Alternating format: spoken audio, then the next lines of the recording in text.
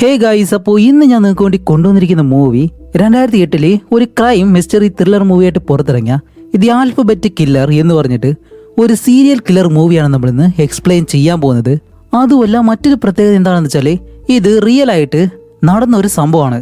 അതുമല്ല, റിയൽ ആയിട്ട് ഈ ഒരു സംഭവമെല്ലാം നടന്നത് 1973 കാലഘട്ടത്തിലാണ്. പക്ഷേ 2008 ഈ ഒരു സ്റ്റോറി നടക്കുന്നത് പോലെയാണ് ഇവർ ഈ ഒരു മൂവി എടുത്തിട്ടുള്ളത്. 3 ചെറിയ പെൺകുട്ടികള്, അതും ഒരേ പാറ്റേണിൽ അവരെ 3 പേരെയും ഒരാൾ തന്നെ കൊല്ലുന്നു. അതാരാണെന്ന് കണ്ടുപിടിക്കാൻ ശ്രമിക്കുന്ന ഒരു ലേഡി ഡിറ്റക്റ്റീവ്. അതുമല്ല, ആ ഒരു ഡിറ്റക്റ്റീവ് ഒരു മാനസിക രോഗം കൂടിയാണെങ്കിലോ ഈ ഒരു രീതിയിൽ ഈ ഒരു കേസ് എങ്ങനെ ആ ഒരു ഡിറ്റക്റ്റീവ് കണ്ടുപിടിക്കുന്നു, യഥാർത്ഥ കില്ലർ ആരാണ് എന്നെല്ലാം ഇൻട്രസ്റ്റിംഗ് ആയിട്ട് സ്റ്റോറി പറയുന്ന മൂവി. അപ്പോൾ റിയൽ സ്റ്റോറിയിലും ആരാണ് ആ ഒരു കൊലയാളി എന്നെല്ലാം നമുക്ക് ഈ ഒരു മൂവിയിലൂടെ തന്നെ കണ്ടു മനസ്സിലാക്കാം. അതിനുവേണ്ടി നിങ്ങൾ ചെയ്യേണ്ടത് ഇത്ര മാത്രം: ഈ ഒരു ചാനൽ ആദ്യമായിട്ടാണ് കാണുന്നതെങ്കിൽ മറക്കാതെ ഒന്ന് സബ്സ്ക്രൈബ് ചെയ്ത് ചെയ്യുക. അതേപോലെ തന്നെ അടുത്തുള്ള ഒരു ബെല്ലൈക്കൺ കൂടി ഒന്ന് എനേബിൾ ചെയ്ത് വെച്ചാൽ നോട്ടിഫിക്കേഷൻ അപ്പോൾ തന്നെ നിങ്ങൾക്ക് കിട്ടും. അതേപോലെ തന്നെ ഈ ഒരു വീഡിയോ ഇഷ്ടപ്പെട്ടു കഴിഞ്ഞാൽ മറക്കാതെ ഒരു ലൈക്കും. അപ്പോൾ ഇത്ര മാത്രമേ ഉള്ളൂ. ഇനി എന്തായാലും നമുക്ക് നേരെ സ്റ്റോറിയിലേക്ക് പോവാം. അപ്പോൾ ഈ ഒരു മൂവിയുടെ തുടക്കത്തിലെ ന്യൂയോർക്കിലെ റോച്ചെസ്റ്റർ എന്ന് പറഞ്ഞൊരു സിറ്റി കാണിക്കുമ്പോഴത്തേക്കും കാർലോ എന്ന് പറഞ്ഞൊരു ചെറിയ പെൺകുട്ടി, ഏകദേശം ഒരു 10 വയസ്സുണ്ടാവും. അവൾ റോഡിലൂടെ നടന്നു വരുമ്പോൾ നീല കളറിലുള്ള ഒരു കാറ്, അതിനകത്തേക്ക് ഈ ഒരു പെൺകുട്ടി ആരും വിളിച്ച് കയറ്റുന്നുണ്ട്. എന്തായാലും ആ ഒരു കാറിനകത്തിരിക്കുന്ന ആളെ ഈ ഒരു പെൺകുട്ടിക്ക് നല്ലതുപോലെ തന്നെ അറിയാം എന്നാണ് തോന്നുന്നത്. കാരണം അവൾ വലിയ വിഷമമൊന്നുമില്ലാതെ സന്തോഷിച്ച് തന്നെയാണ് ആ ഒരു കാറിൽ കയറുന്നത്. അങ്ങനെ അവിടെ നിന്നും ആ ഒരു കാർ സ്റ്റാർട്ട് ചെയ്ത് അടുത്തുള്ള ചർച്ചുവേൽ എന്ന് പറഞ്ഞ മറ്റൊരു സിറ്റിയിലേക്ക് വരുന്നതും ഇത്രയും നേരം കാറിൽ ഒരു കുഴപ്പമില്ലായിരുന്ന കാറിലോ പെട്ടെന്ന് ആ ഒരു കാറിൽ നിന്ന് ചാടി ഇറങ്ങി ഓടാൻ തുടങ്ങുന്നു. അതും അവൾ ആ ഒരു കാറിൽ നിന്ന് ഇറങ്ങി ഓടുമ്പോഴത്തേക്കും എന്നെ ആരെങ്കിലും രക്ഷിക്ക് പ്ലീസ് എന്നും പറഞ്ഞിട്ട് ആ ഒരു സഹായം ചോദിച്ചാണ് അവൾ ഓടുന്നത്. അതുമല്ല, അവൾ ഓടി ഓടി അടുത്തുള്ളൊരു കാടിനകത്തേക്ക് കയറുന്നു. പക്ഷെ അവൾ എത്ര കരഞ്ഞോടിയിട്ടും ആ ഒരു കാടിനടുത്തായിട്ട് ഒരു ഒറ്റ മനുഷ്യർ പോലും ഇല്ല. അതുകൊണ്ട് തന്നെ അവളെ ഫോളോ ചെയ്തു വന്ന ആ ഒരാള് കാടിനകത്ത് വെച്ച് അവളെ പിടിക്കുന്നതും അടുത്തത് കാണിക്കുമ്പോൾ കാർലോ മരിച്ച ആ ഒരു കാടിനടുത്തായിട്ട് കിടക്കുകയാണ്. അവിടേക്ക് ഇപ്പോൾ പോലീസും വന്നു. അതുപോലെ ഈ വന്നിരിക്കുന്ന 2 പേരാണ് നമ്മുടെ ഈ മൂവിയിലെ ഹീറോ ആൻഡ് ഹീറോയിൻ. ഇവർ 2 പേരും കപ്പിൾസും കൂടിയാണ്. അപ്പോൾ നമ്മുടെ ഹീറോയിന്റെ പേര് മേഗൻ, ഹീറോയുടെ പേര് ഷെയ്ൻ. അതുമല്ല, ആ ഒരു പെൺകുട്ടിയുടെ ശരീരം നമ്മുടെ ഹീറോയിൻ കാണുമ്പോഴത്തേക്കും അവൾ പെട്ടെന്ന് കണ്ണ് തുറക്കുന്നത് പോലെ ഹീറോയിന് തോന്നിയിട്ട് പെട്ടെന്ന് അങ്ങ് പേടിച്ചു പോവും. ഓക്കെ, അവൾക്ക് എന്തായാലും തോന്നിയതാണെന്ന് വിചാരിച്ച് അത് കഴിഞ്ഞ് ഇവർ ആ ഒരു ബോഡി കിടക്കുന്ന സ്ഥലം നല്ലതുപോലെ പരിശോധിക്കുമ്പോൾ ആ ഒരു പെൺകുട്ടിയുടെ ശരീരം മുഴുവനായിട്ടും പൂച്ചയുടെ രോമം ഒരുപാടുണ്ട്. അതേപോലെ തന്നെ അടുത്തായിട്ട് കാർലോയുടെ അണ്ടർവെയർ ഉണ്ടല്ലോ, അവിടെ ഇങ്ങനെ തൂക്കിയിട്ടേക്കുന്നു. അങ്ങനെയാണെങ്കിൽ കില്ലർ കാർലോയെ റേപ്പ് ചെയ്തതിന് ശേഷമാണ് അവളെ കൊന്നിട്ടുള്ളത്. അതുമല്ല, ഹീറോയിൻ ആലോചിക്കുന്ന മറ്റൊരു കാര്യം, ഇതേപോലെ കാർലോ ആ ഒരു കാറിനകത്തേക്ക് ചിരിച്ചുകൊണ്ട് കയറുന്ന കാര്യം ചില ആളുകൾ കണ്ടിരുന്നു. പക്ഷെ ആ ഒരു കാറിന്റെ കളർ എന്താണ്, ഏത് മോഡൽ കാറാണ് എന്നുള്ള കാര്യം ആരും അങ്ങനെ ശ്രദ്ധിച്ചില്ല. അതുപോലെ ആ ഒരു ഏരിയയിൽ ക്യാമറ ഇല്ലാത്തത് കൊണ്ട് തന്നെ അത് ഏത് കാറാണെന്നും കണ്ടുപിടിക്കാൻ കഴിഞ്ഞിട്ടില്ല. പക്ഷെ കാറില ചിരിച്ചുകൊണ്ട് തന്നെ ആ ഒരു കാറിനകത്തേക്ക് കയറണമെന്നുണ്ടെങ്കിൽ അവൾക്കറിയാവുന്ന ഒരാളാണ്. അങ്ങനെ ഈ ഒരു കാര്യങ്ങളെല്ലാം ആലോചിച്ചിട്ടും ഹീറോയിന് ഒരു പിടിയും കിട്ടുന്നില്ല. അങ്ങനെ ഈ ഒരു സംഭവങ്ങളെല്ലാം കഴിഞ്ഞിപ്പോൾ 3 മാസത്തിന് ശേഷം കാണിക്കുമ്പോൾ കൊലയാളി ആരാണെന്ന് ഇപ്പോഴും പോലീസിന് കണ്ടുപിടിക്കാൻ കഴിഞ്ഞിട്ടില്ല. അതുകൊണ്ട് തന്നെ ഡിപ്പാർട്ട്മെന്റിലെ ആ ഒരു ചീഫ് എല്ലാവരെയും വിളിച്ചിരുത്തിട്ട് പറയും, ഓക്കെ, ഏതോ ഒരു അവസരത്തില് ആ ഒരു കൊലയാളി കാർലോയെ കൊന്നു. അതുമല്ല, അവൻ ചെയ്തത് തെറ്റാണെന്ന് മനസ്സിലാക്കി അവൻ ഈ ഒരു നാട്ടിൽ നിന്ന് എന്തായാലും രക്ഷപ്പെട്ട് പോയി കാണും. അതുകൊണ്ട് ഇനി എന്തായാലും നമ്മുടെ നാട്ടിലെ പെൺകുട്ടികൾക്ക് ഒരു കുഴപ്പവും സംഭവിക്കത്തില്ല. അതുകൊണ്ട് ഈ ഒരു കേസ് നമുക്ക് വിടാന്നെല്ലാം പറയുമ്പോഴത്തേക്കും ഹീറോയിൻ ഇത് കേട്ടിട്ട് പറയും, സാർ, നിങ്ങൾ എന്താ ഈ പറയുന്നത്? ഇത്രയും പെർഫെക്റ്റ് ആയിട്ട് ഒരു പെൺകുട്ടിയെ തട്ടിക്കൊണ്ടുപോയി കൊന്നിട്ട് ഇത് നിസ്സാരമായിട്ട് വിടാനാണോ? അതുമല്ല, നിങ്ങളൊരു കാര്യം ശ്രദ്ധിച്ചോ, ആ ഒരു പെൺകുട്ടിയുടെ പേര് കാർല കാസ്റ്റിലോ. അതുമല്ല, അവളെ കൊണ്ടുപോയി കൊന്ന ആ ഒരു ഗ്രാമത്തിന്റെ പേര് ചർച്ചുവേൽ. അതുമല്ല, ആ ഒരു പെൺകുട്ടിയുടെ ആദ്യത്തെ പേരിന്റെ ഫസ്റ്റ് ലെറ്ററും അവളെ കൊന്ന ആ ഒരു ഗ്രാമത്തിന്റെ പേരിന്റെ ഫസ്റ്റ് ലെറ്ററും ഒരേപോലെ തന്നെ വരുന്നുണ്ട്. അങ്ങനെയാണെങ്കിൽ ആ ഒരു കില്ലർ വളരെ പെർഫെക്റ്റ് ആയിട്ട് പ്ലാൻ ചെയ്ത് ഒരുപാട് നാളായിട്ട് അവളെ ഫോളോ ചെയ്ത് ഈ ഒരു പാറ്റേണിൽ തന്നെ അവളെ കൊല്ലണമെന്ന് പ്ലാൻ ചെയ്താണ് ആ ഒരു പെൺകുട്ടിയെ കൊന്നിട്ടുള്ളത്. അതുകൊണ്ട് എനിക്ക് തോന്നുന്നു ഒരിക്കലും അവൻ ഈ ഒരു നാട് വിട്ട് പോയിട്ടില്ല. അതുമല്ല, ആ ഒരു പെൺകുട്ടിയുടെ റിലേറ്റീവ്സിനെല്ലാം നമ്മൾ ചോദ്യം ചെയ്തിരുന്നു. അതെല്ലാം ശരി തന്നെയാണ്. പക്ഷെ എന്നിരുന്നാലും ഒരു തവണ കൂടി എല്ലാവരും ചോദ്യം ചെയ്യാനായിട്ട് എനിക്കൊരു അവസരം തരണം. ഞാൻ യഥാർത്ഥ കൊലയാളി ആരാണെന്ന് കണ്ടുപിടിക്കാന്ന് പറയുമ്പോൾ ആ ഒരു ചീഫ് ഒരിക്കലും അതിന് സമ്മതിക്കുന്നില്ല. പക്ഷെ ഹീറോയിൻ എന്താ ചെയ്യുന്നതെന്ന് വെച്ചാൽ ഇവര് പറയുന്നതൊന്നും വലിയ കാര്യമാക്കാതെ അവളായിട്ട് തന്നെ ഈ ഒരു കേസ് അന്വേഷിക്കാൻ തുടങ്ങാണ്. അങ്ങനെ ആദ്യം തന്നെ ഹീറോയിൻ കാർലോയുടെ അച്ഛനെ ചോദ്യം ചെയ്യാനായിട്ട് പോവാണ്. അപ്പോൾ ഒരു ബാറിനകത്തേക്കാണ് പോകുന്നത്. അപ്പോൾ ആ ഒരു ബാർ ടെൻഡറിനോട് ഹീറോയിൻ ആരാണെന്നുള്ള കാര്യം പറഞ്ഞിട്ട് ഇവര് ബാറിന് മുകളിലിരുന്ന് ഇങ്ങനെ സംസാരിക്കുമ്പോൾ കാർലോയുടെ അച്ഛനും അമ്മയും ഡിവോഴ്സ് ആയിട്ട് ഒരുപാട് നാളായി. അതുകൊണ്ട് തന്നെ ആഴ്ചയിൽ ഒരിക്കൽ ചൊവ്വാഴ്ച കാർലോയുടെ അച്ഛനോടൊപ്പം ആയിരിക്കും അവൾ കഴിയുന്നത്. എന്നിട്ട് വൈകുന്നേരം ആകുമ്പോഴത്തേക്ക് അവൾ തിരിച്ചു പോവുകയും ചെയ്യും. അപ്പോൾ നമ്മുടെ ഹീറോയിൻ ചോദിക്കും, ഓക്കെ, നിങ്ങൾ അങ്ങനെ ഇരിക്കുന്ന സമയത്ത് സംശയിക്കുന്ന രീതിയിൽ ആരെയെങ്കിലും പറ്റി കാർല പറഞ്ഞതായിട്ട് നിങ്ങൾ ഓർക്കുന്നുണ്ടോ? കാർല പറഞ്ഞതായിട്ട് നിങ്ങൾ ഓർക്കുന്നുണ്ടോ? ഒരിക്കലും അങ്ങനെയൊന്നുമില്ല. അവൾ വരും, സ്കൂളിൽ നടന്ന കാര്യങ്ങളെല്ലാം പറയും. അത് കഴിഞ്ഞ് ഞങ്ങൾ രണ്ടുപേരും ഒരുമിച്ച് ആഹാരം കഴിക്കാൻ പോകും. ഇങ്ങനെയുള്ള കാര്യങ്ങൾ മാത്രമേ ചെയ്യാറുള്ളൂ, അല്ലാതെ വേറൊന്നും അവൾ പറയാറില്ല എന്ന് പറയുമ്പോൾ ഓക്കെ ശരി എന്നും പറഞ്ഞിട്ട് ഹീറോയിൻ കാർലോയുടെ ഒരു ഫോട്ടോ എടുത്ത് കാണിച്ചിട്ടാണ് കാർലോയുടെ കഴുത്തിൽ ഒരു ജീസസിന്റെ മാല അടക്കുന്നുണ്ടല്ലോ. പക്ഷേ കാർലോ മരിച്ചതിന് ശേഷം അവളുടെ ബോഡിയിലും അതേപോലെ തന്നെ ബോഡി കിടക്കുന്ന ആ ഒരു സ്ഥലത്തും ഈ ഒരു മാല ഒരിക്കലും കണ്ടിരുന്നില്ല. അല്ല, ഇതിനെപ്പറ്റി എന്തെങ്കിലും അറിയുമെന്ന് ചോദിക്കുമ്പോൾ കാർലോയുടെ അച്ഛൻ പറയും, അറിയാലോ, ഇതെന്റെ അമ്മ അവൾക്ക് ഗിഫ്റ്റായിട്ട് കൊടുത്തതാണ്, ഒരുപക്ഷെ അവളായിട്ട് തന്നെ ഇത് ഊരി വെച്ചതായിരിക്കാം എന്ന് പറയുന്നതും നമ്മുടെ ഹീറോയിൻ ആ ഒരു ടേബിളിലിരിക്കുന്ന കോഫി കപ്പ് അത് മുകളിലേക്ക് എടുക്കുമ്പോൾ ആ ഒരു കപ്പിനടിയിലുള്ള ആ ഒരു കറയുണ്ടല്ലോ അത് ടേബിളിൽ പറ്റുമ്പോഴത്തേക്കും അതൊന്ന് രണ്ടെണ്ണമായിട്ട് അവൾക്കിങ്ങനെ കാണാൻ കഴിയുന്നു. പക്ഷെ അപ്പോഴും ഹീറോയിൻ ഈ ഒരു കാര്യം അത്ര കാര്യമാക്കാതെ അത് കഴിഞ്ഞ് കാർലയുടെ അമ്മയെ കാണാനായിട്ട് പോവാണ്. നേരെ അമ്മയുടെ അടുത്തേക്ക് ചെന്നിട്ട് ഇതേപോലെ ചൊവ്വാഴ്ച അവളുടെ അച്ഛനെ കാണാനല്ലാതെ വേറെ ആരെങ്കിലും കാണാനായിട്ട് കാർല പോയിട്ടുണ്ടോ? ഇല്ല, എനിക്കറിയാവുന്നതിൽ അവൾ ആഴ്ചയിൽ അവളുടെ അച്ഛനെ കാണാനായിട്ട് പോകുന്നുണ്ട്. ഞങ്ങൾ രണ്ടുപേരല്ലാതെ അവൾക്ക് ഈ ഒരു റോച്ചസ്റ്ററിൽ അറിയുന്നത് അവളുടെ അച്ഛൻ്റെ അമ്മയെ മാത്രമാണ്. പക്ഷെ ഞാനും എൻ്റെ മകളും അവരെ അങ്ങനെ അധികം കാണാറൊന്നുമില്ല. അതുപോലെ 1 മാസങ്ങൾക്ക് മുന്നേ അവർ മരിക്കുകയും കൂടി ചെയ്തു. ഇതല്ലാതെ വേറെ ഒന്നും അറിയത്തില്ല എന്ന് പറയുമ്പോഴത്തേക്കും ഹീറോയിൻ കാർലയുടെ റൂം ഒന്ന് കാണട്ടെ എന്ന് ചോദിക്കുമ്പോൾ ഓക്കെ പറയുന്നതും ഹീറോയിൻ നേരെ കാർലയുടെ റൂമിനകത്തേക്ക് വരികയാണ്. എന്നിട്ട് ഹീറോയിൻ എന്താ ചെയ്യുന്നതെന്ന് വെച്ചാൽ പെട്ടെന്ന് ആ ഒരു കടലിനടുത്തായിട്ട് ഇങ്ങനെ കിടക്കുകയാണ്. അങ്ങനെ കിടന്ന അടിയിലേക്ക് നോക്കുമ്പോഴത്തേക്കാണ് കാറിലെ ഉള്ളിലിരുന്നിട്ട് ഒരു 3 പാവ വെച്ച് എന്തോ ഒരു കാര്യം ചുമരിലായിട്ട് ഇങ്ങനെ ഒളിപ്പിച്ചു വെക്കുന്നത് പോലെ. അതെന്താണെന്ന് അറിയാൻ വേണ്ടിയിട്ട് അവൾ കട്ടിലിനടിയിലേക്ക് പോയി ആ ഒരു പാവയില എടുത്ത് മാറ്റുമ്പോൾ ഒരു കുരിശ് സിമ്പലി അവളിങ്ങനെ വരച്ചു വെച്ചേക്കാണ്. അങ്ങനെ അതും നോക്കി നിൽക്കുന്നതും പെട്ടെന്ന് കട്ടിലിന് മുകളിൽ നിന്ന് ഒരു കൈ വന്ന് അവളിങ്ങനെ പിടിക്കുമ്പോൾ ഹീറോയിൻ ചാടി എഴുന്നിട്ട് നോക്കുമ്പോഴത്തേക്കാണ് മരിച്ചുപോയ കാറിൽ അവിടെ വന്നിട്ട് എങ്ങനെയെങ്കിലും എന്നെ രക്ഷിക്കേ എന്നിങ്ങനെ പറയുന്നതും ഹീറോയിൻ പേടിച്ച് നിൽക്കുന്ന സമയത്ത് കാർലയുടെ അമ്മ അവിടേക്ക് വന്ന് ഈ ഒരു കാര്യങ്ങളെല്ലാം കാണുന്നുണ്ട്. അങ്ങനെ അത് കഴിഞ്ഞ് കാണിക്കുമ്പോൾ കാർലയുടെ അമ്മയും അച്ഛനും ആ ഒരു ചീഫിനോട് എന്തോ പരാതി കൊടുത്തു. ഇതേപോലെ ഒരു ലേഡി ഓഫീസർ ഞങ്ങളെ കാണാൻ വന്നെന്നും അവർ വന്നതിന് ശേഷമുള്ള ഓരോ കാര്യങ്ങളും വളരെ വിചിത്രമായിട്ട് തോന്നി എന്നുള്ള രീതിയിൽ കംപ്ലൈന്റ് കൊടുക്കുമ്പോഴത്തേക്കും ആ ഒരു ചീഫ് ഇപ്പോൾ ഹീറോയിനോട് പറയും, മേഘൻ, നീ ഈ ഒരു കേസിന്റെ പുറകെ നടന്ന് മാനസികമായിട്ട് എന്തൊക്കെ പ്രശ്നങ്ങളാണ് നിനക്ക്, അതുകൊണ്ട് നീ എന്തായാലും ഈ ഒരു കേസിനെ പറ്റി അന്വേഷിക്കണ്ട, നിനക്ക് ഞാൻ ഒരു ഡോക്ടറിന്റെ നമ്പർ തരാം, നീ അയാളെ പോയി കാണ് എന്നുള്ള രീതിയിൽ ആ ഒരു നമ്പരെല്ലാം കൊടുക്കുന്നു. അത് കഴിഞ്ഞിട്ട് ഇപ്പോൾ നമ്മുടെ ഹീറോയിനെ കാണിക്കുമ്പോഴത്തേക്കാണ് വീട്ടിൽ വന്ന ഹീറോയിൻ അവളുടെ ഇൻവെസ്റ്റിഗേഷൻ റൂമിലിരിക്കുന്ന സമയത്ത് അവിടേക്ക് കാർലയുടെ പ്രേതം വന്നതുപോലെ അവളിങ്ങനെ വിചാരിച്ചിട്ടാണ് പെട്ടെന്ന് അവളോട് പറയുന്നത്, ഇല്ല കാർല, നിന്നെ കൊന്ന ആ ഒരു കൊലയാളിയെ എനിക്ക് കണ്ടുപിടിക്കാൻ കഴിഞ്ഞില്ല, എന്നോട് ക്ഷമിക്കുന്നു പറഞ്ഞ് ഒരു കത്തിയെടുത്ത് അവളുടെ കൈ മുറിക്കാനായിട്ട് ഇങ്ങനെ നിൽക്കുന്നു. വേറെ ഒന്നുമല്ല, എനിക്ക് ഒരിക്കലും കണ്ടുപിടിക്കാൻ കഴിഞ്ഞില്ല, അതുവരെ നീ എന്നെ വിട്ടു പോകത്തില്ല എന്നും എനിക്കറിയാം, ഈ ഒരു വേദനയൊന്നും സഹിക്കാനായിട്ട് എന്നെ കൊണ്ട് കഴിയത്തില്ല എന്നും പറഞ്ഞിട്ട് അവൾ പെട്ടെന്ന് അവളുടെ കൈ അങ്ങ് അറുക്കുന്നതും എന്തോ ഭാഗ്യത്തിന് കുറച്ച് കഴിയുമ്പോൾ തന്നെ നമ്മുടെ ഹീറോ അവിടേക്ക് വന്ന് ഈ ഒരു കാര്യം കണ്ട് ഹീറോയിനെ അവിടെ നിന്ന് കൊണ്ടുപോവാണ്. അങ്ങനെ ഹോസ്പിറ്റലിലേക്ക് വന്നിട്ട് അവിടെയുള്ള ഒരു ഡോക്ടറിനോട് ചോദിക്കുമ്പോഴത്തേക്കാണ് ആ ഒരു ഡോക്ടർ പറയുന്നത് ഹീറോയിനെ സൈസോഫ്രീനിയ എന്ന് പറഞ്ഞിട്ട് ഒരു മാനസിക പ്രശ്നമുണ്ട്. ഈ ഒരു അസുഖമുള്ളവര് എന്തെങ്കിലും ഒരു കാര്യം അവർക്ക് ചെയ്യാൻ കഴിയാതെ അതിൽ കൂടുതലായിട്ട് ഫോക്കസ് ചെയ്ത് കഴിഞ്ഞാൽ ആ ഒരു കാര്യം ചെയ്ത് തീർക്കുന്നത് വരെ ഹാലുസിനേഷൻ, അതേപോലെ തന്നെ ആ ഒരു കാര്യമായിട്ട് ബന്ധപ്പെട്ട ഒരുപാട് കാര്യങ്ങൾ കാണുക, ഇങ്ങനെയുള്ള കാര്യങ്ങളൊക്കെ ഉണ്ടാവും. ഇതൊന്നും രക്ഷ നേടാൻ വേണ്ടിയിട്ട് വേറെ ഒന്നുമില്ല, റെഗുലറായിട്ട് മരുന്നുകൾ കഴിക്കുക, അതുപോലെ അതേ സ്ട്രെസ് ആവാതിരിക്കുക എന്നുള്ള കാര്യം പറയുമ്പോഴത്തേക്കും നമ്മുടെ ഹീറോയ്ക്ക് ഇത് വിശ്വസിക്കാൻ കഴിയുന്നില്ല. കാരണം ഇത്രയും നാളും ഭർത്താവായിട്ട് ജീവിച്ചിട്ട് അവൻ ഇതുപോലും അറിയാൻ കഴിഞ്ഞില്ല എന്ന് പറഞ്ഞു കഴിഞ്ഞാൽ. അങ്ങനെ അത് കഴിഞ്ഞിട്ട് 2 വർഷങ്ങൾക്ക് ശേഷം കാണിക്കുമ്പോൾ ഇതുവരെയും ആ ഒരു കില്ലർ ആരാണെന്ന് ഇവരാരും കണ്ടുപിടിച്ചിട്ടില്ല. അതുമല്ല ഹീറോയിന് ഇതേപോലെ ഒരു മാനസിക പ്രശ്നം ഉള്ളത് കൊണ്ട് തന്നെ ഹീറോ അവളെ ബ്രേക്കപ്പ് ചെയ്തു. കൂടാതെ ഹീറോയിൻ ആണെങ്കിൽ ഇപ്പോൾ ഒരു ഡിറ്റക്റ്റീവ് അല്ല, ഒരു റെക്കോർഡ് റൂമിലാണ് അവളെ പ്രൊമോട്ട് ചെയ്തു വെച്ചേക്കുന്നത്. അതുമല്ല ഹീറോയിൻ ആണെങ്കിലോ ഈ ഒരു 2 വർഷമായിട്ട് ആ ഒരു ഡോക്ടറെ റെഗുലറായിട്ട് പോയി കണ്ട് ഈ ട്രീറ്റ്മെന്റിന് വേണ്ടിയിട്ടുള്ള ഓരോ സെക്ഷൻസ് ഒക്കെ ഉണ്ട്, അതിലെല്ലാം പോയി പങ്കെടുക്കുകയും ചെയ്യുന്നു. അതുകൊണ്ട് അവൾക്ക് വലിയ രീതിയിൽ വേറെ പ്രശ്നങ്ങളൊന്നുമില്ല. അപ്പോൾ ഹീറോയിനുള്ള ഈ ഒരു അസുഖം പോലെ തന്നെ ഒരുപാട് പേര് ഈ ഒരു സെക്ഷനിൽ പങ്കെടുക്കുന്നുണ്ട്. അവരോടെല്ലാവരോടും സംസാരിച്ച് ആ ഒരു സെക്ഷൻ കഴിയുമ്പോഴത്തേക്കും ഈ ഒരു ഗ്രൂപ്പിലുള്ള റിച്ചർഡ് എന്ന് പറഞ്ഞ വേറൊരുത്തനുണ്ട്, അവനുമായിട്ട് ഹീറോയിൻ നല്ലതുപോലെ തന്നെ ഫ്രണ്ട്ഷിപ്പ് ആവുകയാണ്. അതുപോലെ പാവം അയാൾക്ക് നടക്കാൻ കഴിയത്തില്ല, വീൽ ചെയറിലാണ് പോകുന്നത്. അങ്ങനെ റിച്ചാർഡും ഹീറോയിനും ഒരു ഹോട്ടലിൽ നിന്ന് ഇങ്ങനെ കഴിച്ചുകൊണ്ടിരിക്കുമ്പോഴത്തേക്കാണ് കാർലയെ പറ്റിയുള്ള ആ ഒരു കേസ് ഹീറോയിൻ ഇപ്പോഴും മറന്നിട്ടില്ല. അതിനെപ്പറ്റി റിച്ചാർഡിനോട് ഇങ്ങനെ പറയും. എന്നിട്ട് പറയും, ഞാൻ അപ്പോഴേ ആ ഒരു ചീഫിനോട് പറഞ്ഞിരുന്നു, കാർലോ എന്ന് പറഞ്ഞ ആ ഒരു പെൺകുട്ടിയുടെ ഫസ്റ്റ് ലെറ്ററും അതേപോലെ തന്നെ ചർച്ച് വേല എന്ന് പറഞ്ഞിട്ട് ആ ഒരു സ്ഥലത്തിന്റെ ഫസ്റ്റ് ലെറ്ററും ഇത് രണ്ടും വെച്ചിട്ടാണ് ആ ഒരു കില്ലർ അവളെ കൊന്നിട്ടുള്ളത്. അതുപോലെ ഈ ഒരു പാറ്റേൺ വെച്ചിട്ട് അന്വേഷിക്കാനായിട്ട് ഞാൻ പറഞ്ഞിരുന്നു, പക്ഷെ അവർ ഒരിക്കലും അത് കേട്ടില്ല എന്നെല്ലാം പറയുമ്പോഴത്തേക്കും ഇത് കേട്ട റിച്ചാർഡ് പറയും, മേഘൻ, ഇതിനു മുന്നേ നീ ഇതിനെപ്പറ്റി ആലോചിച്ചിട്ടാണ് നിനക്കില്ലാത്ത അസുഖങ്ങളെല്ലാം വന്നത്, അതുകൊണ്ട് ഇനിയെങ്കിലും അതിനെപ്പറ്റി ആലോചിക്കാതിരിക്കെ, അത് അന്വേഷിക്കേണ്ടവർ എന്തായാലും അന്വേഷിച്ചോളും എന്നിങ്ങനെ പറഞ്ഞിട്ട് ഇപ്പോൾ അടുത്തത് കാണിക്കുമ്പോൾ 2 വർഷമായിട്ട് ഒരു അനക്കമില്ലാത്ത ആ ഒരു കില്ലർ ഇപ്പോൾ വീണ്ടും അതേപോലെ ഒരു 10 വയസ്സുകാരിയുള്ള ഒരു പെൺകുട്ടിയെ തട്ടിക്കൊണ്ടു വന്നിട്ട് മറ്റൊരു നാട്ടിലേക്ക് കൊണ്ടുവന്ന് അവളെ റേപ്പ് ചെയ്ത് കൊന്ന്. അതും ഈ ഒരു പെൺകുട്ടിയും റോച്ചസ്റ്റർ എന്ന് പറഞ്ഞിട്ട് ആ ഒരു സ്ഥലത്ത് നിന്ന് തന്നെയാണ് തട്ടിക്കൊണ്ട് പോയിട്ടുള്ളത്. അങ്ങനെ അത് കഴിഞ്ഞിട്ട് അടുത്ത ദിവസം കാണിക്കുമ്പോൾ റെയിൽവേ ട്രാക്കിന്റെ അടുത്ത് നിന്നാണ് ആ ഒരു പെൺകുട്ടിയുടെ ശരീരം പോലീസുകാർക്ക് കിട്ടുന്നത്.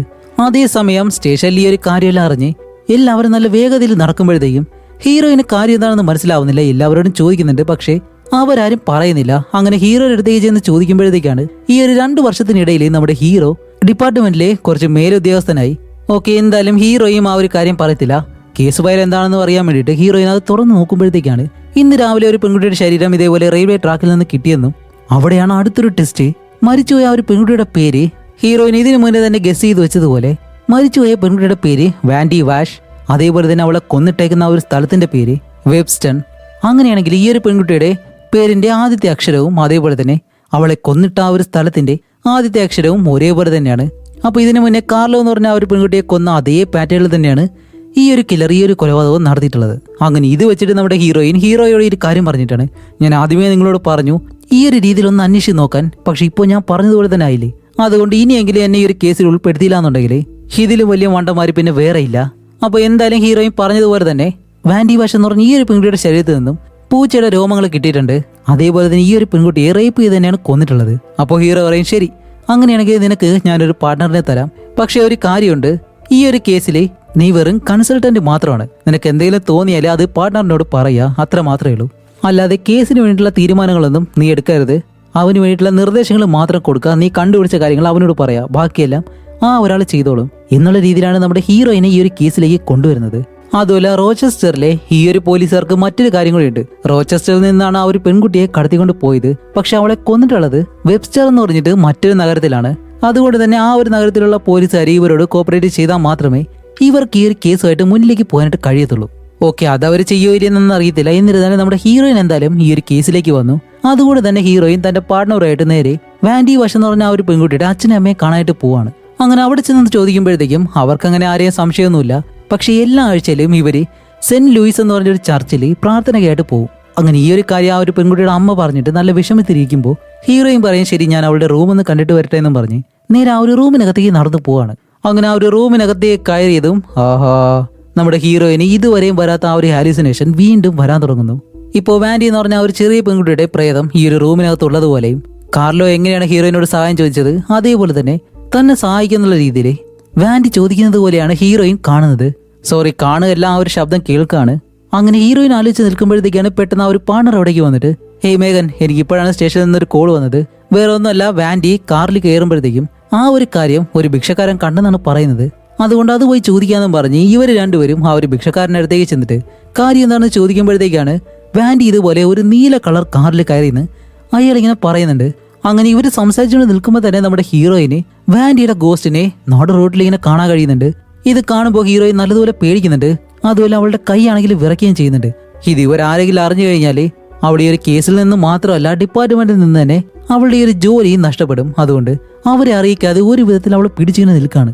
അതേസമയം പാർട്ണറാണെങ്കിൽ ആ ഒരു ഭിക്ഷക്കാരനോട്, അല്ല ഈ ഒരു കാർ മാത്രമേ നീ കണ്ടുള്ളൂ, വേറൊന്നും കണ്ടില്ല എന്ന് ചോദിക്കുമ്പോൾ, കണ്ടതല്ലേ എനിക്ക് പറയാൻ കഴിയൂ, കാറിന്റെ കളർ നീല കളറാണ്, അതിനകത്ത് ആ ഒരു പെൺകുട്ടി കയറിപ്പോയി, ഇത്ര മാത്രമേ എനിക്ക് അറിയത്തുള്ളൂ എന്ന് അയാൾ ഇങ്ങനെ പറയും.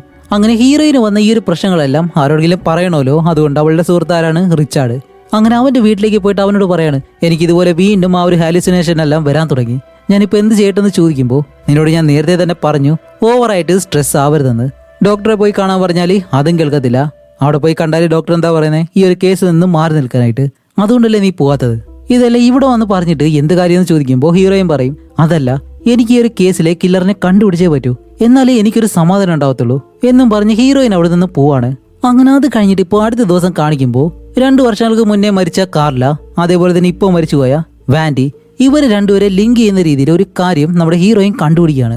അവന്റെ പേര് ടാനർ എന്നാണ്. കാർല പഠിച്ചിരുന്ന സ്കൂളിൽ അവനൊരു സോഷ്യൽ വർക്കറായിട്ടാണ് ജോലി ചെയ്തിരുന്നത്. അതുമല്ല ആ ഒരു സമയത്ത് തന്നെ അവനെ പിടിച്ച് ചോദ്യം ചെയ്തിരുന്നു. പക്ഷെ അപ്പോൾ വലിയ രീതിയിൽ സംശയമൊന്നും ഇല്ലാത്തത് കൊണ്ട് അവനെ വെറുതെ വിട്ടു. ഇപ്പോൾ 2 വർഷം കഴിഞ്ഞിട്ട് കൊല ചെയ്യപ്പെട്ട വാൻഡിയായിട്ട് ഇവനൊരു ബന്ധമുണ്ട്. വേറെ ഒന്നല്ല, വാൻഡിയുടെ അച്ഛന്റെ കസിനാണ് ടാനർ. അതുമല്ലാതെ 1 വർഷത്തിന് മുന്നേ ടാനറിന്റെ നേതൃത്വത്തിൽ കുറച്ച് സ്കൂൾ കുട്ടികള് ഒരു ഫാക്ടറി വിസിറ്റ് ചെയ്യാനായിട്ട് പോയിരുന്നു. അതിലൊരു 10 വയസ്സുകാരിയായിട്ടുള്ള പെൺകുട്ടി ബിൽഡിങ്ങിന്റെ മുകളിൽ നിന്ന് താഴേക്ക് വീണ് മരിക്കുകയും ചെയ്തു.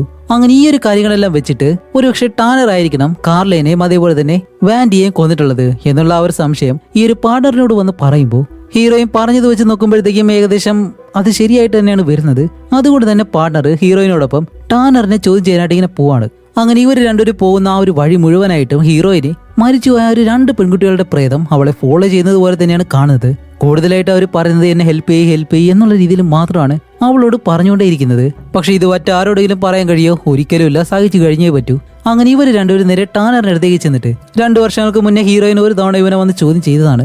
അതുകൊണ്ട് തന്നെ ഇവരെ മനസ്സിലായി ഇവനെ സംശയിച്ചാണ് ഇവർ വന്നതെന്ന്. അപ്പൊ അവൻ പറയും, ഓ അങ്ങനെയാണല്ലേ, 1 വർഷത്തിന് മുന്നേ എന്റെ കൂടെ ക്യാമ്പിൽ വന്ന ആ ഒരു പെൺകുട്ടി മരിച്ചു, അത് വെച്ചാണ് നിങ്ങൾ എന്നെ സംശയിക്കുന്നത്. സത്യത്തില് അത് വെറൊരു ആക്സിഡന്റ് ആയിരുന്നു. ഞാൻ പോലും അറിയാതെയാണ് ആ ഒരു പെൺകുട്ടി കൂട്ടത്തിൽ നിന്ന് മറ്റൊരിടത്തേക്ക് പോയിട്ട് ബിൽഡിങ്ങിന്റെ മുകളിൽ നിന്ന് താഴേക്ക് വീണ് മരിച്ചത്. അത് വെച്ചിട്ടാണോ നിങ്ങൾ എന്നെ സംശയിക്കുന്നത്? സത്യത്തില് കാർലൈനെയും വാൻഡിനെയും എനിക്കറിയാം, പക്ഷെ അധികം ഞാൻ അവരോട് സംസാരിച്ചിട്ട് പോലുമില്ല. 1-2 തവണ ഞാൻ അവരെ കണ്ടിട്ടുണ്ട് എന്നും പറഞ്ഞിട്ട് ഞാനാണോ കൊലയാളി? ഇതിനു മുന്നേ തന്നെ വെബ്സ്റ്റർ പോലീസ് അവര് വന്ന് എന്നെ ചോദ്യം ചെയ്തിട്ട് പോയതേ ഉള്ളൂ. അതുകൊണ്ട് പറയേണ്ടതെല്ലാം ഞാൻ അവരോട് പറഞ്ഞിട്ടുണ്ട്. നിങ്ങൾക്ക് എന്തെങ്കിലും ആവശ്യമുണ്ടെങ്കിൽ അവരോട് പോയി ചോദിച്ചാൽ മതി എന്നും പറഞ്ഞ് ഇവരെ പറഞ്ഞു വിടുന്നതും ഓക്കെ. അവൻ പറഞ്ഞതുപോലെ തന്നെ ആ ഒരു ഡിപ്പാർട്ട്മെന്റിലെ ചീഫിനോട് കാര്യങ്ങളൊക്കെ ചോദിച്ച് മനസ്സിലാക്കാന്ന് പറഞ്ഞ് അവിടേക്ക് ചെല്ലുമ്പോൾ പക്ഷെ ആ ഒരു കഷണ്ടി വാടുവാൻ അവൻ പറയുന്നത് എന്താണെന്ന് വെച്ചാൽ, ശരി നിങ്ങൾ പറയുന്നതെല്ലാം ഓക്കെ, നിങ്ങൾ അന്വേഷിക്കുന്നത് നിങ്ങളുടെ ആ ഒരു ജൂറി സെക്ഷനിൽ നിന്നും ഒരു പെൺകുട്ടിയെ തട്ടിക്കൊണ്ടുപോയി അതിനെ പറ്റിയാണ്. പക്ഷെ ഞാൻ ഇവിടെ കേസ് അന്വേഷിക്കുന്നത് ഞങ്ങളുടെ ഈ ഒരു സെക്ഷനിൽ ഒരു കൊലപാതകം തന്നെ നടന്നിട്ടുണ്ട് അതിനെ പറ്റിയാണ്. അതുകൊണ്ട് തട്ടിക്കൊണ്ടുപോകലാണോ അതോ കൊലപാതകമാണോ വലുത്? ഈ ഒരു അവസ്ഥയിൽ നിങ്ങൾ പറയുന്ന കാര്യങ്ങളൊന്നും അന്വേഷിച്ച് കണ്ടുപിടിച്ച് നിങ്ങൾക്ക് തരാനൊന്നും ഞങ്ങൾക്ക് സമയമില്ല. ശരി, എന്തായാലും നിങ്ങൾ ചോദിച്ചതല്ലേ, ഞാൻ എന്റെ ആളുകളോട് പറഞ്ഞിട്ട് റിപ്പോർട്ട് കണ്ടുപിടിച്ച് തരാൻ പറയാം, കിട്ടിയാൽ നിങ്ങൾക്ക് തരാം എന്നുള്ള രീതിയിൽ അയാൾ വലിയ സഹകരണമൊന്നും കാണിക്കാതെ ഇവരെ രണ്ടുപേരും അവിടെ നിന്ന് പറഞ്ഞു വിടുന്നു. അങ്ങനെ നിൽക്കുന്ന സമയത്താണ് പെട്ടെന്ന് അടുത്തൊരു കാര്യം എന്താണെന്ന് വെച്ചാൽ ആ ഒരു കില്ലർ 3ാമതും 10 വയസ്സുള്ള ഒരു പെൺകുട്ടിയെ കടത്തിക്കൊണ്ടുപോയി കൊല്ലുകയും ചെയ്തു. ആ ഒരു പെൺകുട്ടിയുടെ ശരീരം ഇവർക്കിപ്പോ കിട്ടുന്നുണ്ട്. അപ്പൊ ആ ഒരു പെൺകുട്ടിയുടെ പേര് മാർലിൻ മാസ്ട്രോ. ആ ഒരു പെൺകുട്ടിയുടെ ശരീരം കിട്ടിയ ആ ഒരു സ്ഥലത്തിന്റെ ഫസ്റ്റ് ലെറ്ററും എം തന്നെയാണ്. അങ്ങനെ ഹീറോയിൻ അവിടേക്ക് ചെന്നിട്ട് ആ ഒരു പെൺകുട്ടിയുടെ ശരീരം പരിശോധിക്കുമ്പോഴത്തേക്കാണ് അവളുടെ ശരീരത്തും ഇതേപോലെ ആ ഒരു പൂച്ചയുടെ മുടി കാണുന്നുണ്ട്. അതുമല്ല, ആൾറെഡി ആ ഒരു 2 പെൺകുട്ടികളുടെ ആത്മാവ് ഹീറോയിനെ വിടാതെ ഫോളോ ചെയ്തുകൊണ്ടിരിക്കുകയാണല്ലോ. അല്ലാതെ ഹാലിസിനേഷൻ ആയിട്ട് ഹീറോയിന് തോന്നുന്നതാണ്. ഇപ്പൊ കാണിക്കുമ്പോൾ ആ ഒരു 3ാമത്തെ പെൺകുട്ടിയുടെ പ്രേതവും അവളെ ഫോളോ ചെയ്യുന്നത് പോലെ തന്നെ അവൾക്ക് തോന്നുന്നുണ്ട്. അങ്ങനെ അത് കഴിഞ്ഞ് കാണിക്കുമ്പോഴത്തേക്കും ഡിപ്പാർട്ട്മെന്റിൽ ഇപ്പോൾ ഒരു മീറ്റിംഗ് നടക്കാണ്. ഇപ്പൊ മരിച്ചുപോയ 3 പെൺകുട്ടികളും തമ്മിൽ കോമൺ ആയിട്ട് എന്തെങ്കിലും ഒരു വിഷയമുണ്ടോ എന്നിങ്ങനെ നോക്കുമ്പോഴത്തേക്കും കറക്റ്റ് ആയിട്ട് ഇവർക്കൊന്നും കണ്ടുപിടിക്കാൻ കഴിയുന്നില്ല. ഇതിൽ മറ്റൊരു കാര്യം എന്താണെന്ന് വെച്ചാൽ 2ാമതായിട്ട് മരിച്ചുപോയ വാൻഡി, ഇപ്പൊ മരിച്ചുപോയ മാർലിൻ, ഇവർ രണ്ടുപേരും സെന്റ് ലൂയിസ് എന്ന് പറഞ്ഞ ആ ഒരു ചർച്ചിലേക്ക് പോയിട്ടുണ്ട്. പക്ഷെ കാർല ഒരിക്കലും ആ ഒരു ചർച്ചിൽ പോയിട്ടില്ല. അതുമല്ലാതെ കാർലയും വാൻഡിയും ഒരേ സ്ഥലത്ത് ജിംനാസ്റ്റിക് പഠിക്കാനായിട്ട് പോയിട്ടുണ്ട്. പക്ഷെ ഒരേ ക്ലാസ് അല്ല, വേറെ വേറെ വർഷത്തിൽ വേറെ വേറെ ടീച്ചർമാരാണ് പഠിപ്പിച്ചിട്ടുള്ളത്. അതുപോലെ തന്നെ ഇവർ ഓരോ കാര്യങ്ങളെടുത്ത് നോക്കുമ്പോഴും ഒരേ സ്ഥലത്ത് 2 പേര് മാത്രമേ പോയിട്ടുള്ളൂ. 3 പേര് ഒരുമിച്ച് പോയിട്ടുണ്ടോ എന്ന് നോക്കുമ്പോഴത്തേക്കും അങ്ങനെ ഒരു സ്ഥലവും ഇവർ കണക്ട് ചെയ്യുന്ന രീതിയിൽ കണ്ടുപിടിക്കാൻ കഴിയുന്നില്ല. അങ്ങനെ അത് കഴിഞ്ഞിട്ട് രാത്രിയിൽ റിച്ചാർഡിനോട് നമ്മുടെ ഹീറോയിൻ അവളെ പറ്റിയുള്ള ഒരു കാര്യം, കേസിനെ പറ്റിയും അതേപോലെ തന്നെ ഈ ഒരു അസുഖത്തിനെ പറ്റിയുള്ള കാര്യം സംസാരിച്ചുകൊണ്ടിരിക്കുമ്പോൾ റേഡിയോയിൽ പെട്ടെന്ന് ഒരു ന്യൂസ് ഇങ്ങനെ ഓടുകയാണ്. അങ്ങനെ കോള് കട്ട് ചെയ്തിട്ട് അവൾ അതെന്താണെന്ന് ശ്രദ്ധിക്കുമ്പോഴത്തേക്കാണ് കില്ലർ കൊന്ന പെൺകുട്ടികളുടെ പേരിന്റെ ആദ്യത്തെ ആ ഒരു അക്ഷരം, അതേപോലെ തന്നെ ആദ്യത്തെ അക്ഷരം സ്റ്റാർട്ട് ചെയ്യുന്ന ഒരു നാട്ടിൽ വെച്ചിട്ടാണ് എല്ലാ പെൺകുട്ടികളെയും കൊന്നിട്ടുള്ളത്. അതുകൊണ്ട് തന്നെ ഈ ഒരു റിപ്പോർട്ടർമാരും ന്യൂസിൽ വർക്ക് ചെയ്യുന്നവരെല്ലാം അവന് ആൽഫബറ്റ് കില്ലർ എന്ന് ഒരു പേരും കൊടുക്കും. അതുമല്ല, ഇപ്പോൾ റേഡിയോയിൽ പറയുന്ന കാര്യം എന്താണെന്ന് വെച്ചാല് ആ ഒരു ആൽഫബറ്റ് കില്ലറിനെ പോലീസ് പിടിച്ചെന്നാണ്. ഒരു മുത്തശ്ശീനെയും അതേപോലെ തന്നെ അവരുടെ കൊച്ചുമാളെയും തോക്കുമുനയിൽ നിർത്തിയെന്നും പറഞ്ഞിട്ടാണ് അവനിപ്പോ പോലീസ് പിടിച്ചിട്ടുള്ളത്. അതുപോലെ എന്ത് കാരണം കൊണ്ടാണ് അവനെ പോലീസ് ഇപ്പോൾ പിടിച്ചു വെച്ചിരിക്കുന്നതെന്നല്ലേ, അവൻ പിടിച്ചു വെച്ചിരിക്കുന്ന 19 വയസ്സുള്ള ആ ഒരു പെൺകുട്ടിയുടെ പേര് എലിസബത്ത് എക്കേഴ്സ്. അങ്ങനെ ഈ ഒരു കാര്യം കേട്ട ഉടനെ തന്നെ ഹീറോയിൻ നേരെ അവിടേക്ക് ചെന്നിട്ട് അവിടെയുള്ള ഒരു പോലീസുകാരനോട് കാര്യം തിരക്കുമ്പോഴത്തേക്കാണ്, അതേ മാഡം, അവനാണ് ആ ഒരു ആൽഫബറ്റ് കില്ലർ എന്നാണ് ഞങ്ങൾ വിചാരിക്കുന്നത്. ഉള്ളിലുള്ളവനാണെങ്കിലേ ഈ ഫയർ ഫൈറ്റിംഗ് ഡിപ്പാർട്ട്മെന്റിലാണ് വർക്ക് ചെയ്യുന്നത്. അവന്റെ കയ്യിലുള്ള തോക്ക് ഉപയോഗിച്ച് ഒരു മുത്തശ്ശീനെയും 19 വയസ്സുള്ള ആ ഒരു പെൺകുട്ടിയും അവ ഉപദ്രവിക്കാനായിട്ട് ശ്രമിച്ചു. അതുമല്ല, ആ ഒരു പെൺകുട്ടി അവൻ എന്തോ ചെയ്യാനായിട്ട് ശ്രമിക്കുമ്പോഴത്തേക്കും അവൾ നേരെ ബാത്റൂമിനകത്ത് കയറി ഡോർ അടയ്ക്കാണ് ചെയ്തത്. അതുമല്ല, ആ ഒരു പെൺകുട്ടിയുടെ പേര് എലിസബത്ത് ആണെന്ന് അവൾ തന്നെ ഫോൺ എടുത്ത് പോലീസിനെ വിളിച്ച് കംപ്ലൈന്റ് ചെയ്തു. കൂടാതെ അവരെ ഉപദ്രവിക്കാൻ ശ്രമിച്ചല്ലോ, ആ അവർത്തനാണെങ്കിൽ മാനസികമായിട്ടും ഒരുപാട് പ്രശ്നമുള്ളതായിട്ടും മനസ്സിലാക്കാൻ കഴിഞ്ഞു. ഇത് വെച്ചാണ് അവൻ ആ ഒരു ആൽഫബറ്റ് കില്ലറാണെന്ന് ഞങ്ങൾ തീരുമാനിച്ചത് എന്ന് പറയുമ്പോഴത്തേക്കും, ഷടാ ഇതെന്ത് കൂത്താണ്, വെറും പേര് വെച്ചിട്ട് അവൻ ആൽഫബറ്റ് കില്ലറാണെന്നെല്ലാം പറഞ്ഞു കഴിഞ്ഞാൽ അതുകൊണ്ട് ഞാൻ തന്നെ വീടിനകത്തേക്ക് പോയിട്ട് അവനോട് സംസാരിക്കാമെന്ന് പറഞ്ഞ് ഹീറോയിൻ ഇപ്പോൾ വീടിനകത്തേക്ക് കയറി പോവാണ്. അപ്പോൾ ബാക്കി പോലീസുകാരെല്ലാവരും പറയുന്നുണ്ട് പോകരുതെന്ന്. പക്ഷെ അതൊന്നും കേൾക്കാതെ ഹീറോയിൻ നേരെ ആ ഒരു വീടിനകത്തേക്ക് വന്നിട്ട്, അതുപോലെ ഹീറോയിന്റെ കയ്യിലാണെങ്കിൽ ഒരു തോക്കിരിപ്പുണ്ട്. അങ്ങനെ താഴെ നിന്ന് തന്നെ അവനോട് സംസാരിക്കാണ്. ഇതേപോലെ ഞാൻ പോലീസാണ്, എന്റെ കയ്യിൽ ഒരു വെപ്പണും ഇല്ല, അതുകൊണ്ട് നിനക്ക് എന്ത് വേണമെങ്കിലും സംസാരിക്കാം. ഓക്കെ, അതുകൊണ്ട് എന്തായാലും ഞാൻ മുകളിലേക്ക് വരാൻ പോവാണ് എന്നും പറഞ്ഞിട്ട് പതിയെ മുകളിലേക്ക് കയറി അവനോട് ചോദിക്കും, അല്ല എന്താ നിന്റെ പ്രശ്നം, ഇവിടെ എന്താ സംഭവിച്ചേ, അല്ല നിനക്കിപ്പോ എന്താ വേണ്ടതെന്നല്ല ചോദിക്കുമ്പോഴത്തേക്കാണ് ഈ വീടിനകത്ത് ഉള്ളതിലെ ഒരാൾ അവന്റെ അമ്മ തന്നെയാണ്. മറ്റൊരു പെണ്ണിനെ അവൻ ഇവിടേക്ക് കൊണ്ടുവന്നതാണ്. പക്ഷെ അവൻ ഇവിടേക്ക് കൊണ്ടുവന്നതിന് ശേഷം അവൻ സൈക്കോതരായിട്ടെല്ലാം പെരുമാറുന്നത് കണ്ടിട്ട് അവളാണ് പേടിച്ച് പോലീസിനെ വിളിച്ച് ഈ ഒരു കംപ്ലൈന്റ് കൊടുത്തത്. അതുമല്ല വെളിയിൽ പോലീസ് വന്നതുകൊണ്ടാണ് എന്ത് ചെയ്യണമെന്നറിയാതെ ഇവൻ ആ ഒരു തോക്കും വെച്ച് ഇവരെ രണ്ടുപേരെ ഇങ്ങനെ മുന്നിൽ നിർത്തിയിരിക്കുന്നത്. ഇതാണ് കാര്യം അവരിങ്ങനെ പറയുമ്പോഴത്തേക്കും, ഷടാ ഇത്രയുള്ളായിരുന്നു, നീ ഈ ഒരു മണ്ടത്തരം കാണിച്ചിട്ട് വെളിയിലുള്ള പോലീസുകാർ ഇപ്പൊ എന്താണ് വിചാരിച്ചിരിക്കുന്നത്, നീയാണ് ആൽഫബറ്റ് കില്ലർ എന്നാണ്. ഓക്കെ, അതെന്തോ ആവട്ടെ, ഇനിയിപ്പോ ഞാൻ പറയുന്നത് പോലെ കേൾക്ക്, നീ ആ ഒരു തോക്ക് താഴെ വെച്ച് ആ ഒരു പെണ്ണിനെ വെളിയിലേക്ക് പറഞ്ഞുവിട്. അങ്ങനെ അവളെ വെളിയിൽ പോയിട്ട് എന്തുവേണമെങ്കിലും പറഞ്ഞോട്ടെ, അത് കഴിഞ്ഞ് നമുക്ക് സംസാരിച്ച് എല്ലാം ശരിയാക്കാം. അതല്ലാതെ നീ വേറെ എന്തെങ്കിലും ചെയ്യാനായിട്ട് ശ്രമിച്ചു കഴിഞ്ഞാൽ അത് വലിയ പ്രശ്നത്തിലേക്ക് മാറും. അങ്ങനെ ഹീറോയിൻ ഒരു വിധത്തിൽ അവനെ പറഞ്ഞ് സമ്മതിപ്പിക്കുമ്പോഴത്തേക്കും അവനാണെങ്കിലോ അതെല്ലാം കേട്ടിട്ട് പതിയെ തോക്ക് താഴെ വെക്കുന്നു. പക്ഷെ ഇവൻ ചെയ്യുന്ന ഒരു മണ്ടത്തരം എന്താണെന്ന് വെച്ചാൽ ഇവ നേരെ ജനലിനടുത്തേക്ക് വന്നിങ്ങനെ നോക്കും. അതേസമയം പോലീസുകാർക്ക് ഇവിടെ ഉള്ളിൽ എന്താണ് നടക്കുന്നതെന്ന് അറിയത്തില്ലല്ലോ. അതുകൊണ്ട് പോലീസുകാർ താഴെ വന്നിട്ട് ഇവരാണ് ആൽഫബറ്റ് കില്ലർ എന്നും പറഞ്ഞ് അവനെ ഷൂട്ട് ചെയ്തങ്ങ് കൊല്ലുകയും ചെയ്യുന്നു. എന്നിട്ട് താഴെ വരുമ്പോഴത്തേക്ക് അവർ പറയും, ഇതേപോലെ ആൽഫബറ്റ് കില്ലറിനെ ഞങ്ങൾ കൊന്നിട്ടുണ്ട്, അതുകൊണ്ട് ഈ ഒരു കേസ് തന്നെ അവസാനിച്ചെന്ന് അവർ പറയുമ്പോഴത്തേക്കും ഹീറോയിൻ ഇതൊന്നും സമ്മതിക്കാൻ പറ്റത്തില്ല. ഹീറോയിൻ നേരെ അവരുടെ അടുത്തേക്ക് ചെന്നിട്ട്, നിങ്ങൾ എന്താ ഈ ചെയ്തിരിക്കുന്നത്, അവനെ നിങ്ങൾ ഷൂട്ട് ചെയ്യുമ്പോഴത്തേക്കും അവന്റെ കയ്യിൽ തോക്കുപോലില്ലായിരുന്നു, അവൻ ആ ഒരു കില്ലർ ആണെങ്കിൽ അവൻ എന്തുകൊണ്ട് തോക്ക് താഴെ ഇടണം? അതുകൊണ്ട് എനിക്ക് നല്ലതുപോലെ തന്നെ അറിയാം അവൻ ഒരിക്കലും ആൽഫബറ്റ് കില്ലറല്ല, യഥാർത്ഥ കില്ലർ ഇപ്പോഴും വെളിയിൽ തന്നെയുണ്ട്. അതുകൊണ്ട് ഈ ഒരു കേസ് വീണ്ടും റീഓപ്പൺ ചെയ്യണമെന്ന് പറയുമ്പോഴത്തേക്കും ഹീറോ പറയും, ഏയ് നീ ഇങ്ങനെ ആവശ്യമില്ലാത്ത ഒരു കാര്യം പറയാതെ. പോലീസുകാരി അവന്റെ ആ ഒരു വീട് നല്ലതുപോലെ പരിശോധിച്ചു. എല്ലാ പെൺകുട്ടികളുടെയും ദേഹത്ത് നിന്നും ഒരു പൂച്ചയുടെ മുടി കിട്ടിയിരുന്നല്ലോ, അതേ സെയിം പൂച്ചയുടെ മുടി അവന്റെ വീട്ടിൽ നിന്നും കിട്ടിയിട്ടുണ്ട്. അതുമല്ല കില്ലർ കൊല ചെയ്യുന്ന എല്ലാ പെൺകുട്ടികളുടെയും പേരിന്റെ ആദ്യത്തെ 2 അക്ഷരം ഒരേപോലെയാണല്ലോ ഉള്ളത്. അതേപോലെ തന്നെയാണ് ഇപ്പോൾ അവൻ പിടിച്ചുകൊണ്ട് പോയിട്ടുള്ള ആ ഒരു പെൺകുട്ടിയുടെ പേരും, എലിസബത്ത് ഡെക്ലർ. ഇതിൽ കൂടുതൽ എന്ത് തെളിവ് വേണം, അവനാണ് കില്ലർ എന്ന് തെളിയിക്കാനായിട്ട്. അതുകൊണ്ട് നീ കൂടുതലൊന്നും ചിന്തിക്കണ്ട, ഈ ഒരു കേസ് ഇവിടെ അവസാനിച്ചു, നീ നിന്റെ കാര്യം നോക്ക് എന്നും പറഞ്ഞ് ഹീറോയിൻ അവിടെ നിന്ന് പറഞ്ഞുവിടും. ഓക്കെ, എന്തായാലും നമ്മുടെ ഹീറോയിൻ പറയുന്നത് ഇവർ കേൾക്കത്തില്ല എന്നറിയാം. അതുകൊണ്ട് തന്നെ ഹീറോയിൻ ഇപ്പോൾ തന്നെ ഷൂട്ട് ചെയ്ത് കൊന്നല്ലോ, ആ ഒരു വീട്ടിലേക്ക് ആരുടെയും പെർമിഷൻ ഇല്ലാതെ അതിനകത്തേക്ക് പോയിട്ട് എന്തോ ഒരു കാര്യം കണ്ടുപിടിച്ച് അത് കഴിഞ്ഞ് വെബ്സ്റ്റർ എന്ന് പറഞ്ഞിട്ട് ആ ഒരു സ്ഥലത്തെ പോലീസ് സ്റ്റേഷനിലേക്ക് വന്ന് അവിടെയുള്ള ആ ഒരു ചീഫിനെ പോയി കാണുകയാണ്. എന്നിട്ടാണ് ഹീറോയിൻ ചോദിക്കുന്നത്, ഓക്കെ ആൽഫബറ്റ് കില്ലർ ആണെന്ന് പറഞ്ഞിട്ട് നിങ്ങൾ ഒരാളെ കൊന്നല്ലോ, അതിൽ എനിക്ക് കുറച്ച് ചോദ്യങ്ങളുണ്ട്, അതിന് ഉത്തരം മാത്രം തന്നാൽ മതി. ആ ഒരു മരിച്ച പെൺകുട്ടികളുടെ ദേഹത്ത് നിന്ന് കിട്ടിയ ആ ഒരു പൂച്ചയുടെ മുടി, അതേപോലെ തന്നെ അവന്റെ വീട്ടിൽ നിന്നും കിട്ടിയ പൂച്ചയുടെ മുടി, ഇത് രണ്ടും ഒന്നാണെന്ന് പറഞ്ഞിട്ടാണല്ലോ നിങ്ങൾ അവനാണ് ആൽഫബറ്റ് കില്ലർ എന്ന് ഉറപ്പിച്ചത്. അങ്ങനെയാണ് നിങ്ങൾ ആ ഒരു കേസും ക്ലോസ് ചെയ്തത്. ഓക്കെ, ഞാനിപ്പോൾ എന്തായാലും അവന്റെ വീട്ടിലേക്ക് പോയിട്ട് വന്നിരിക്കുകയാണ്. നിങ്ങൾ പറയുന്നത് പോലെ അവൻ ആ ഒരു പൂച്ചയെ വീട്ടിൽ വളർത്തണമെന്നുണ്ടെങ്കിൽ ആ ഒരു വീടിന്റെ പല ഭാഗങ്ങളിലും പൂച്ചയുടെ മുടി ഉണ്ടാവും. കാരണം ഒരു പൂച്ച എപ്പോഴും ഒരിടത്ത് നിൽക്കത്തില്ല. പക്ഷെ അതെങ്ങനെയാണ് വീട്ടിൽ ഒരേ ഒരു ചെയറിന് മുകളിൽ മാത്രമായിട്ടും പൂച്ചയുടെ മുടി കണ്ടത്? അങ്ങനെയാണെങ്കിൽ ഈ ഒരു കേസ് ക്ലോസ് ചെയ്യാൻ വേണ്ടിയിട്ട് ആ പെൺകുട്ടികളുടെ ശരീരത്തിലുണ്ടായിരുന്ന ആ ഒരു പൂച്ചയുടെ മുടി പകുതി എടുത്തുകൊണ്ട് പോയി അവന്റെ വീട്ടിൽ വെച്ച് അവൻ മരിച്ചതുകൊണ്ട് ഈ ഒരു കേസും ക്ലോസ് ചെയ്യാനായിട്ട് ശ്രമിച്ചു അല്ലേ?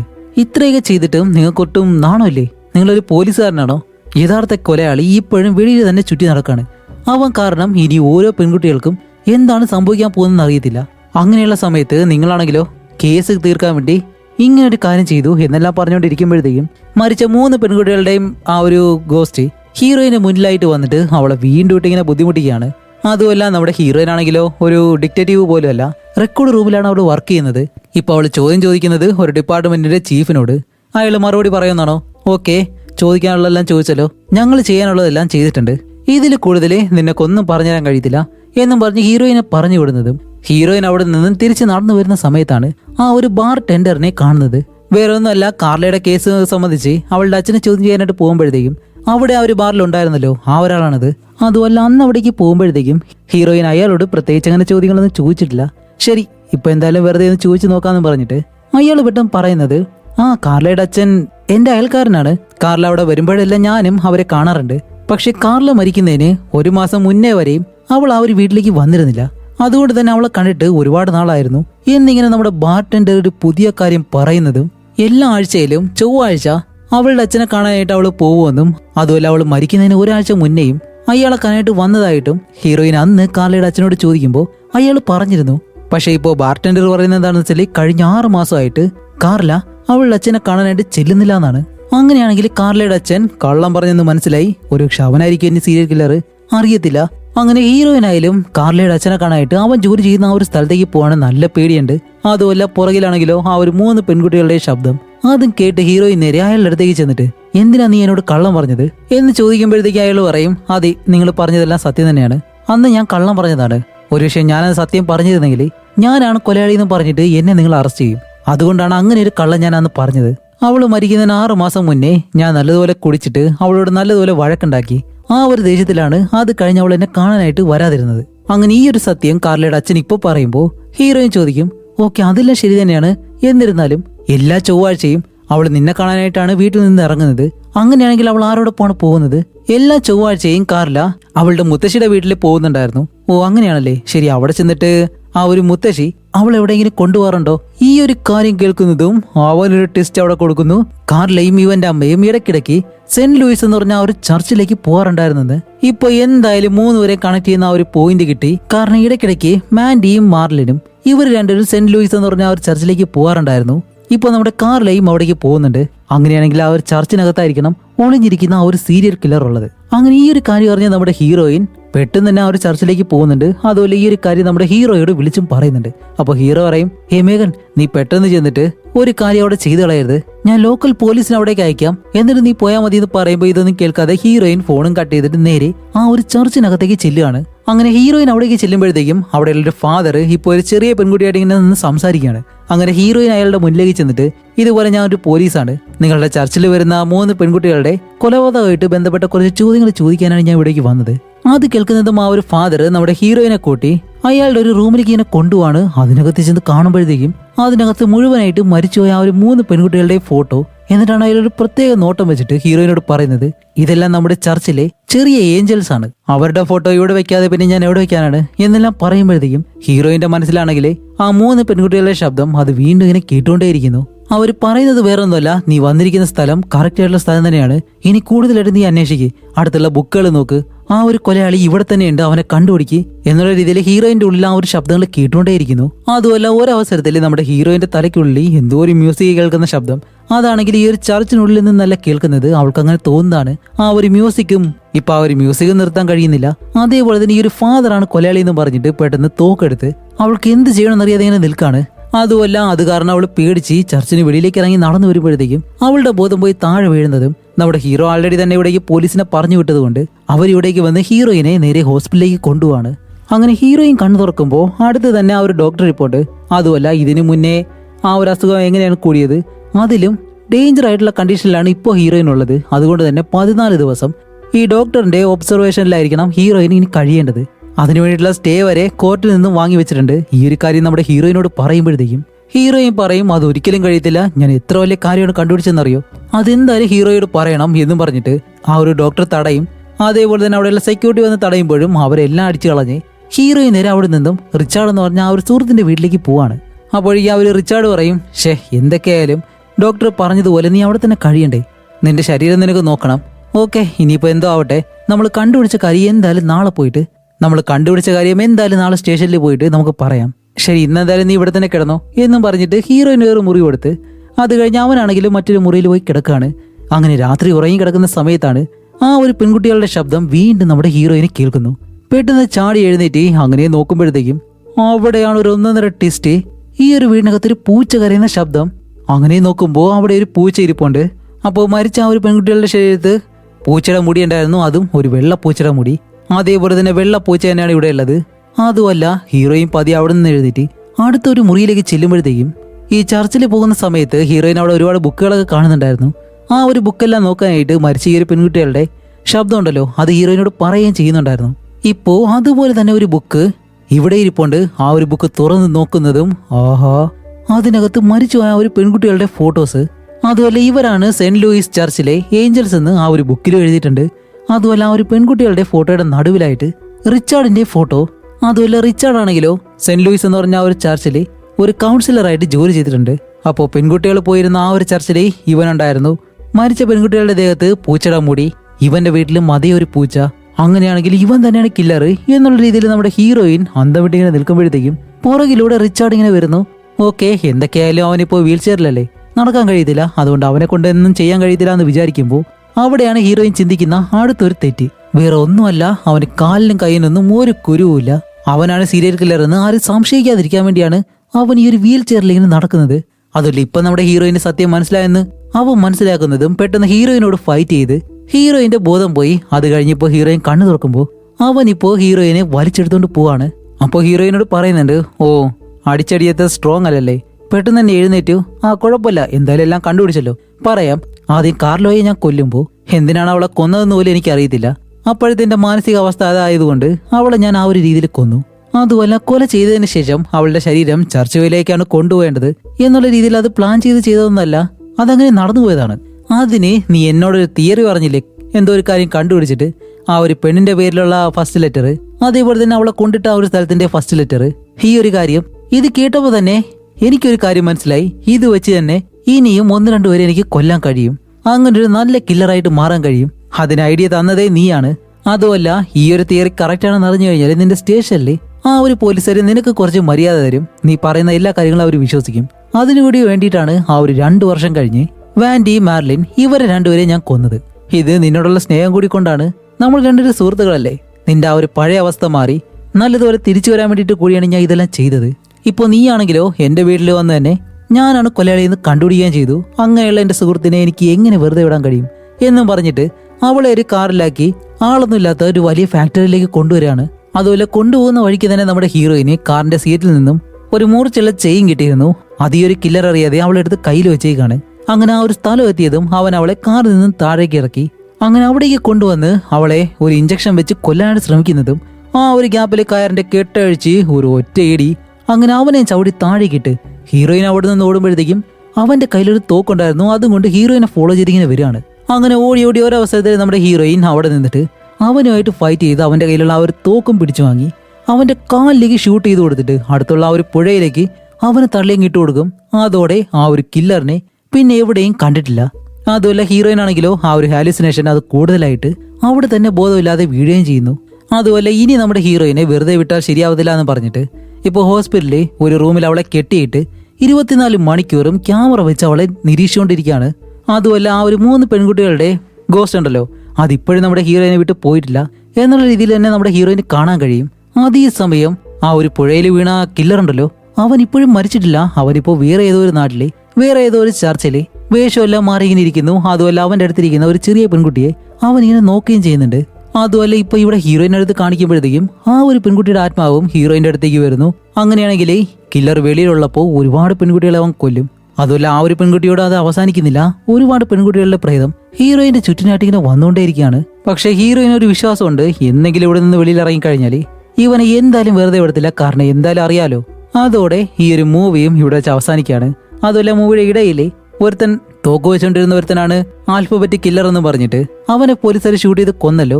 അവന്റെ ശരീരത്തിലുള്ള ആ ഒരു സ്പേമും പെൺകുട്ടികളുടെ ശരീരത്തിലുണ്ടായിരുന്ന ആ ഒരു സ്പേമും മാച്ച് ചെയ്ത് നോക്കുമ്പോഴത്തേക്കും അവൻ ഒരിക്കലും സീരിയൽ കില്ലർ അല്ല എന്ന് മനസ്സിലാക്കി. പക്ഷെ ഇതുവരെയും ആ ഒരു കേസ് ഒരു അൺസോൾവ്ഡ് കേസായിട്ട് മാത്രമാണുള്ളത്. കാരണം യഥാർത്ഥ കില്ലറിനെ ഇതുവരെയും കണ്ടുപിടിച്ചിട്ടില്ല. റിയൽ സ്റ്റോറിയിൽ അങ്ങനെ തന്നെയാണ് എന്നും കാണിച്ചുകൊണ്ട് ഈ ഒരു മൂവി ഇവിടെ വെച്ച് അവസാനിക്കുകയാണ്. അപ്പോൾ അടുത്തൊരു നല്ല മൂവിയായിട്ട് ഉടനെ തന്നെ വരാം. അതുപോലെ ഇത് പുതിയ വർഷമാണ്, അതുകൊണ്ട് എല്ലാവരും നല്ല ഹാപ്പി ആയിട്ട് സന്തോഷമായിട്ടിരിക്കട്ടെ. എല്ലാവർക്കും എൻ്റെ ഹാപ്പി ന്യൂ ഇയർ. അപ്പോൾ അടുത്തൊരു നല്ല മൂവിയായിട്ട് ഉടനെ വരാം. അതുവരെയും ബൈ.